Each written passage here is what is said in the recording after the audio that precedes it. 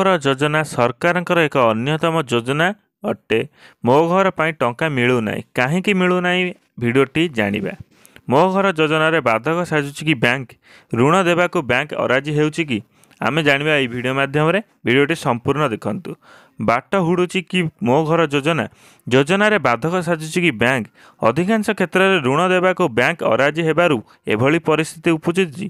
ସରକାର ମୋ ଘର ଯୋଜନାରେ ସାଧାରଣ ଲୋକଙ୍କୁ ଘର ଦେବା କହିଥିଲେ, କିନ୍ତୁ ବ୍ୟାଙ୍କ ଯୋଗୁଁ ସ୍ୱପ୍ନର ଘର ପୂରଣ ହୋଇପାରୁନାହିଁ। 6 ମାସ ଭିତରେ 2,25,432 ଜଣ ଆବେଦନ କରିଥିଲେ ବି 1,880 ଜଣ ହିତାଧିକାରୀ ଋଣ ଆବେଦନରୁ ମଞ୍ଜୁରୀ କରିଛି ବ୍ୟାଙ୍କ। ମେ 29, 2023ରେ ମୋ ଘର ଯୋଜନା ରାଜ୍ୟ କ୍ୟାବିନେଟ୍ ମୋହର ମାରିଥିଲା।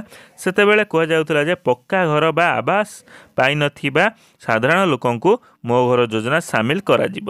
ଯୋଗ୍ୟ ହିତାଧିକାରୀଙ୍କୁ ବ୍ୟାଙ୍କ ଗୁଡ଼ିକ 3 ଲକ୍ଷ ଟଙ୍କା ଯାଏଁ ଲୋନ୍ ଦେବେ, ଯାହା ବଣ୍ଟନ କରାଯିବ।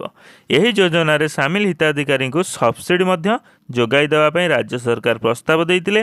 ହେଲେ ନଜର ପକାନ୍ତୁ ବାସ୍ତବରେ ତଥ୍ୟ ଉପରେ। 6 ମାସରେ 2,25,000 ଆବେଦନ ମଞ୍ଜୁରୀ ହୋଇଛି।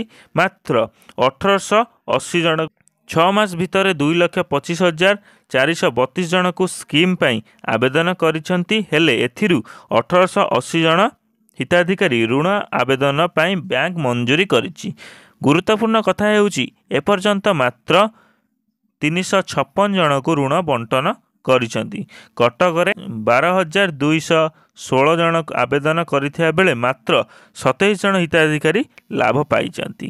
ଅନୁଗୁଳରେ ସେହିଭଳି 3,902 ଜଣ ହିତାଧିକାରୀ ଆବେଦନ କରିଥିବା ବେଳେ ମିଳିଛି କେବଳ ଜଣକୁ। ପଞ୍ଚାୟତରାଜ ମନ୍ତ୍ରୀ ପ୍ରଦୀପ ଅମାତ ଜିଲ୍ଲା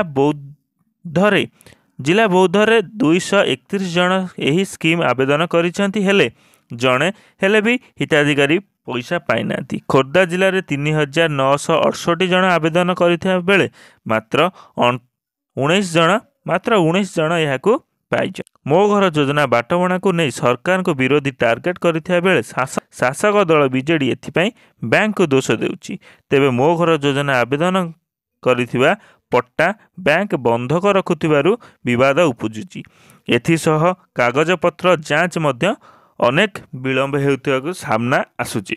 ଯଦି ଭିଡ଼ିଓଟି ଭଲ ଲାଗିଥିବ ତେବେ ଲାଇକ୍ କରନ୍ତୁ, ଚ୍ୟାନେଲକୁ ନୂଆ କରି ଆସିଥିଲେ ସବସ୍କ୍ରାଇବ୍ କରିଦିଅନ୍ତୁ, ବେଲ୍ ଆଇକନ୍ ବଟନକୁ ମଧ୍ୟ ଅନ୍ କରିଦିଅନ୍ତୁ।